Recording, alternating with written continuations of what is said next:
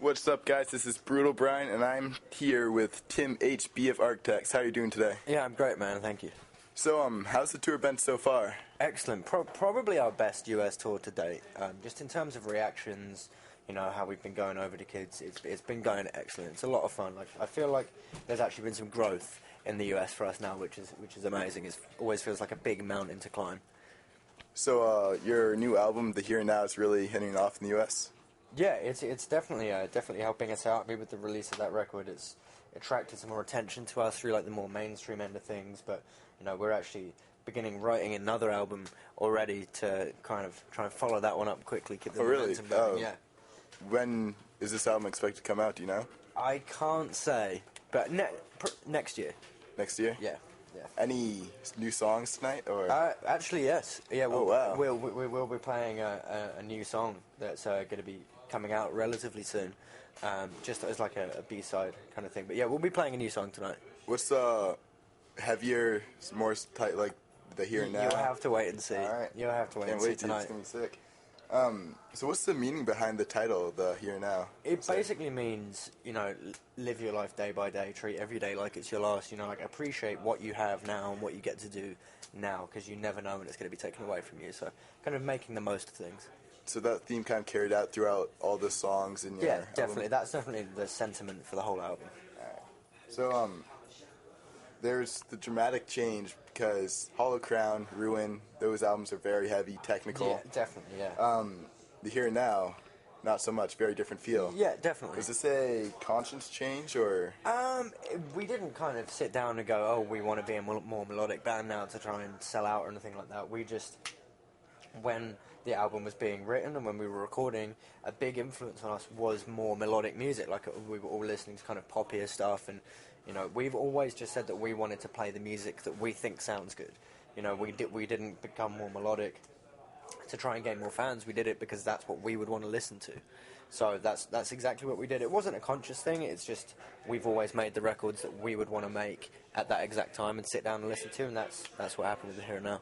So do you feel like you may have alienated some of your fans by Yeah, not being definitely. so heavy? I know we have, but that's exactly what I was saying. You know, I appreciate our fans and I love our fans. They're great to us, but we're always going to do what we want. We're never going to go, oh, the fans would like this, so we're going to do that. We just do what we want to do.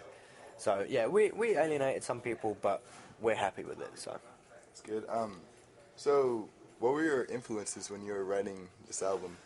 I mean, all of us were listening to just way more melodic, commercial, like bigger bands. We're all kind of like big fans of kind of stuff like Radiohead, but then things like Pink Floyd and stuff came into the equation. It was never really listening to anything like super heavy or technical, and you can probably tell. Was there kind of a change in influences from your earlier albums? Did you listen heavier Definitely, stuff back yeah. then? Like back when we were doing like sort of Ruin and Hollow Crown, for example, we were listening to a lot of heavier, more technical stuff still. And I think playing that stuff every day, recording that stuff, you know, all of us, you know, being together in a practice space, you know, when we were writing those records, playing all of that stuff and touring with bands that sound like that, we kind of got to a point where you wanted to take a step back from like the really heavy technical stuff, because that's not all we're about. So it was kind of a reaction to being so heavily associated with that. Alright, so when you play your set tonight, how are you going to break up your set?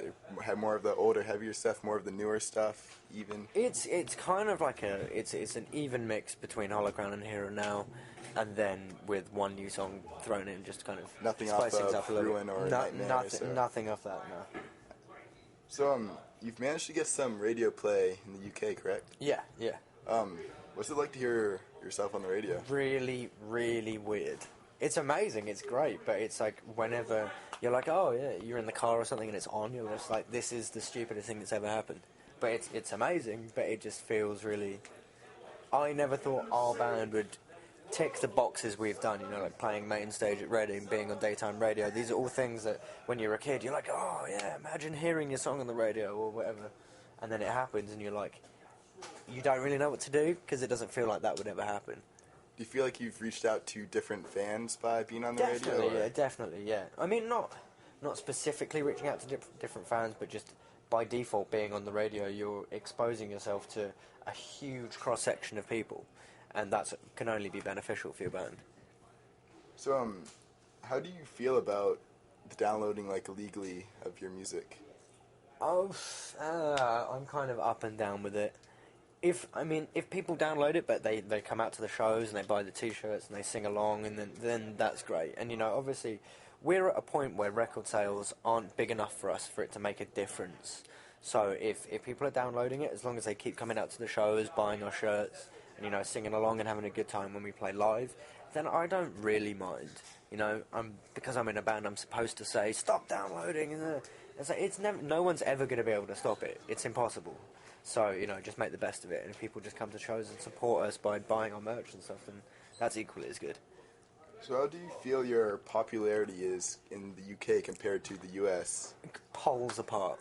Completely different. Can you elaborate on... Yeah, in the UK, we're a much more popular band. It's that simple. When we headline at home, the shows are great and they're much bigger. And, I really enjoy touring both places, but there's nothing like touring at home, And it's just because we haven't toured the US as much.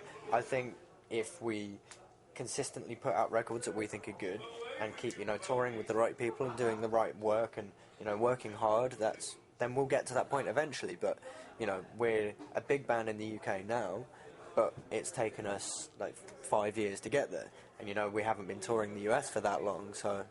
Yeah. Is there a reason why you haven't really branched out to the US so much? Well, we tour the US as much as we can, but it's a really expensive place for us to tour, just on the basis that you have to pay for flights, we have to rent vehicles, because none of us can drive over here, properly. And, we can't tour the US all the time. It's financially impossible for us. But, we try and come out, once a year, and gradually just see how things are going. And, as I was saying, on this tour, we can definitely see growth with the work. So the crowds are receiving. Yeah, the crowds are definitely going over better. Definitely. So when you have free time on your tour, what do you like to do with it? This tour, I've kind of set myself a mission of every day actually going to see all of the cities that we play in, because we've toured the US however many times, and most of the time I just hang out at the venue and just kind of sit on the internet. And this tour I go out every day. I'll get up early, I'll go get coffee and go look around and check out all the cities, and that's what I've been spending most of my time doing. And, all of the other guys, they play, this football game, Football Manager, and they just sit and they do that, and that's fine, but I'm not really much of, a video game or a sports guy, so I'll just go out and explore. I want to see new places, and I feel ridiculous that I've toured the US so much and not really checked out all these amazing cities. So do you have any cool stories from this tour, or...? From this tour, so far, nothing completely insane has happened at any point. Vegas hasn't happened yet, so that's the last day of tour. So I'm sure that's when the stories will come out after that. Alright, well, so I know you guys tour with Bring the Horizon a lot. Yeah. Most of the tourists in Europe and US are all with Bring the Horizon. Yeah. So you guys are obviously pretty good friends. In terms of bands, they're like our best friends. We've grown up playing shows with them together. we first met those guys in 2005. And, it's 6 years later and we're still touring the world with them. It's great. Because, they're obviously a really popular band. And, they know that we're up and coming in the US. And, we always like to be on tour with friends. And they like to have us out. They have the same philosophy. Always take, friends out with you when you're on tour. Because that's the most important thing. So, yeah, it's great. Because we get to tour with our best friends and play sweet shows. It's awesome. So on, YouTube videos, a lot of your fans say that Bring the Horizon may have stolen your sound a bit. What do you have to say about this? I don't necessarily think that's the case. I think that influences might have become more similar. I don't think that they've directly sat down and gone, oh yeah, we want to sound like that. But inevitably when you tour with loads of bands, I feel like Bring Me the Horizon's had an influence on us in some respect, and vice versa. We tour a lot, we spend a lot of time together, we listen to a lot of the same music, and I don't think they've stolen our sounds, but I think we've both just tried to expand our sound and progress and be different.